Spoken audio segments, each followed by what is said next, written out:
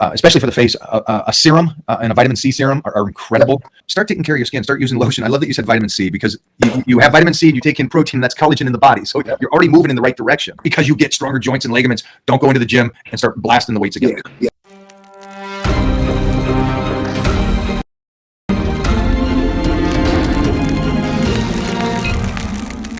This is a great subject, because the one lucky thing is I listened to my mom when she said it was sunblock when I was a 13, 14-year-old kid. And so I've always been a sunblock, and I'm Irish. So I go outside and I'm burnt in 2 seconds. You guys discovered that for in person. I went out there in Florida and I went outside for a couple minutes. I was like, okay, I'll be inside.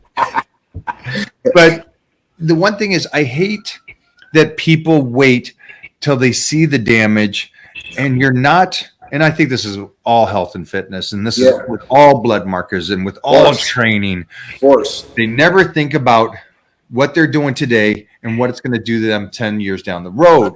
Right. This has to go with a lot of people that find that motivation later in life to get in shape, but they've done such toxic damage to their skin that it is hard after years and years of being overweight to get that skin back. And so this is an option to at least help it get a little bit better. But for you youngsters, start taking care of your skin. Start using lotion. I love that you said vitamin C, because you have vitamin C and you take in protein, and that's collagen in the body. So you're already moving in the right direction.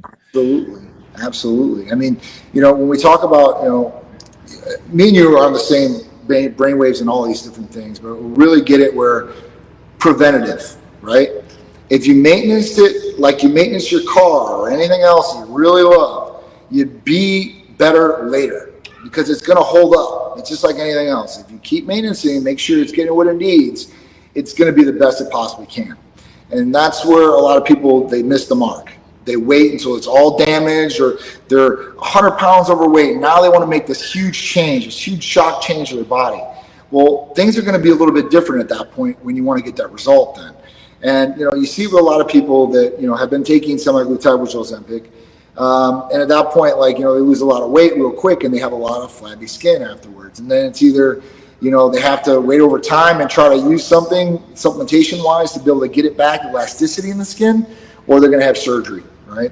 And when we talk about elasticity in the skin, then we talk about growth hormone levels and IGF-1 levels too as well. So this goes back to the marker, because if you have a good IGF-1 level, you probably have good skin elasticity still, right? You could still have damage on the outside, but usually elasticity is pretty good.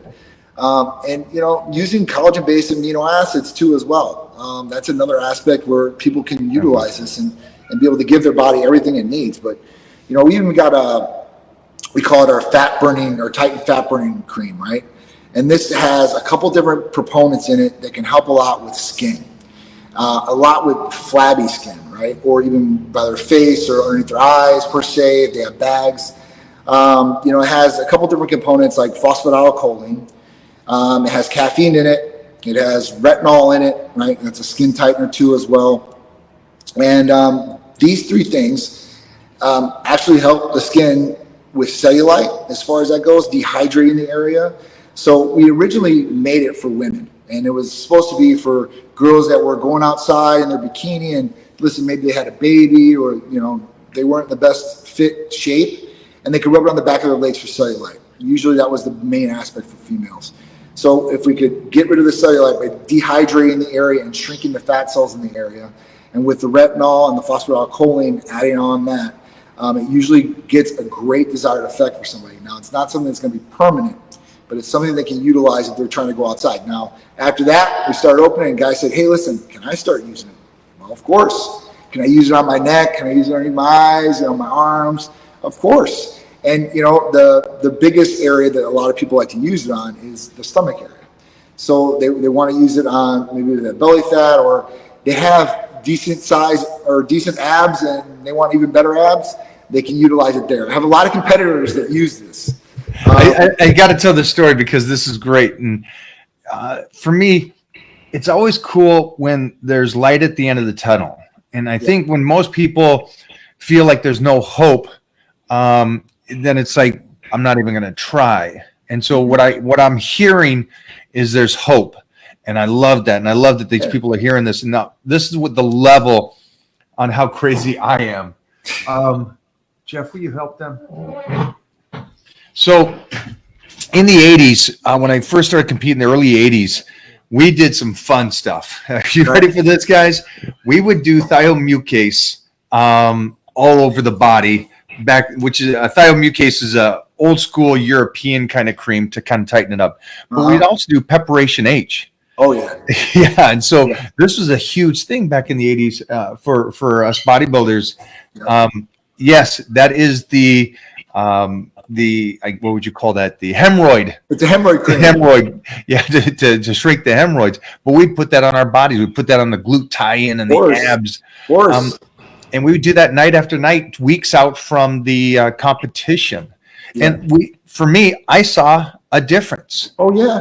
And that's just cream, made for that. Now we're specializing. 40 years later, we're in this whole new world to where he's talking about a couple different things. And so I love that I am involved now with Titan Medical, and this is something that I get to study and try it out. And so you guys, I'm excited about this, not just love it. Just collagen peptides and get that in there and make sure that my skin is still going, because I think that's one of the biggest things for anybody that's here that's young in your 20s and 30s. Start taking care of your skin now. Yes. And just lotion by itself, but he's giving you options here to go talk again over at Titan Medical.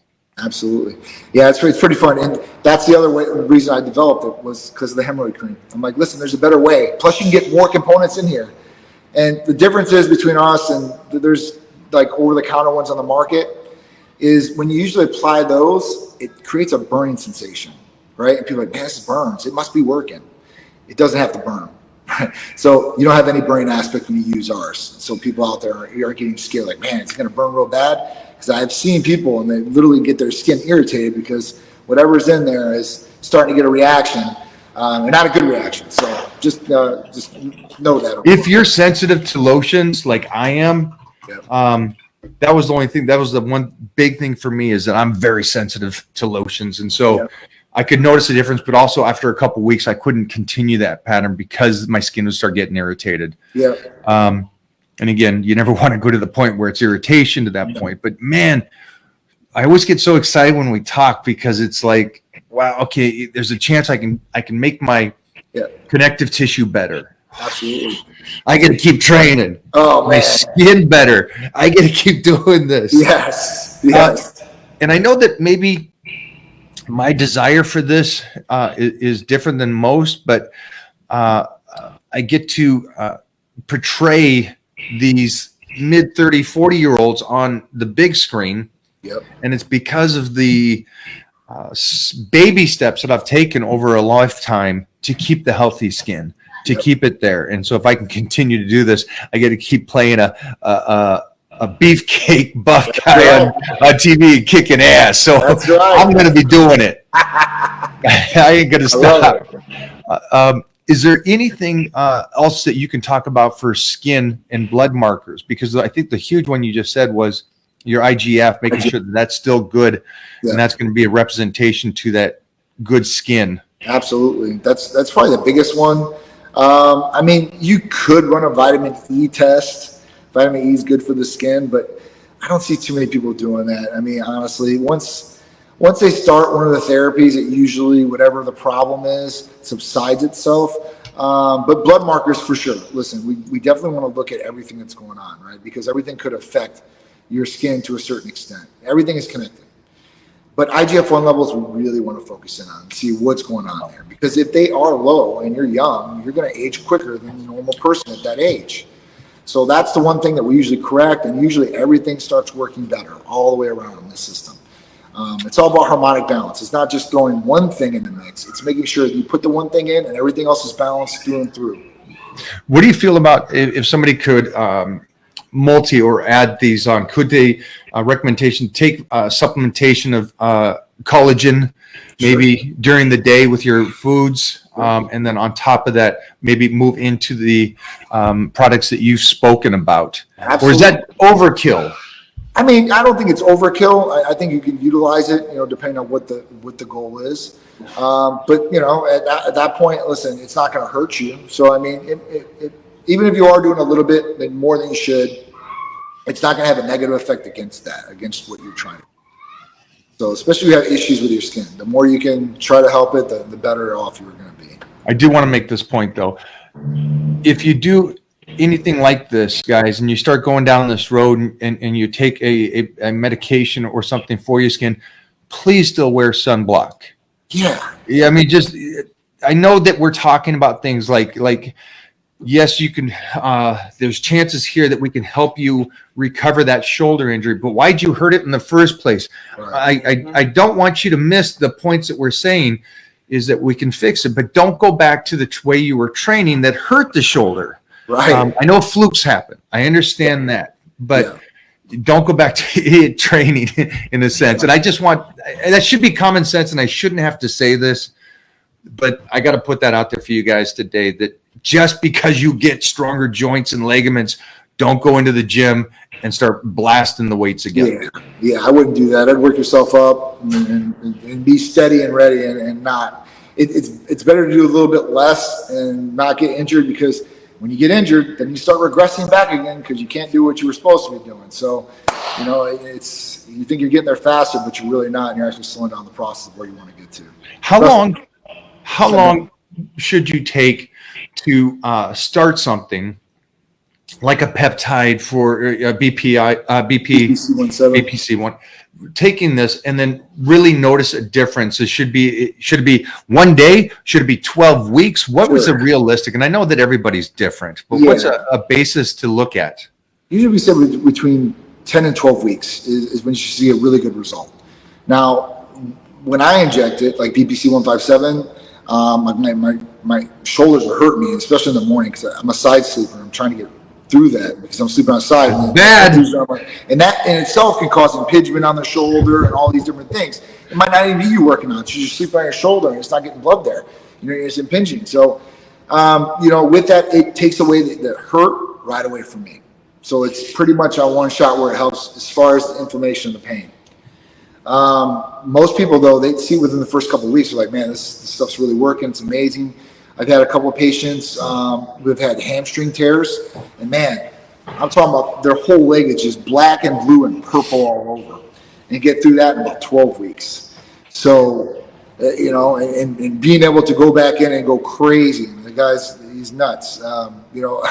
It's definitely, it's awesome to see some of these guys recover as fast as they do, to be honest. Does everybody take the same? Does the 120-pound female take the same as the 300-pound power lifter, or is it a different dose for each the size?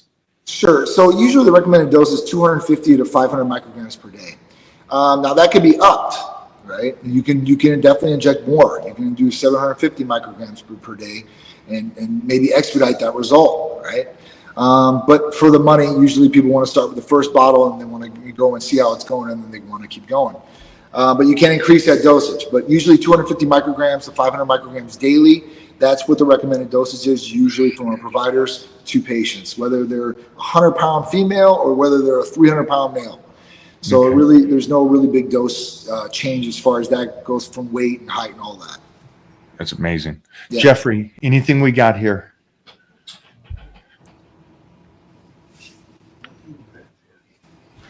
Really, they're so shy. Oh, guys, you ain't got no questions? That's all right. See, I do agree with some of these things here. I do believe that, especially for the face, a serum and a vitamin C serum are incredible.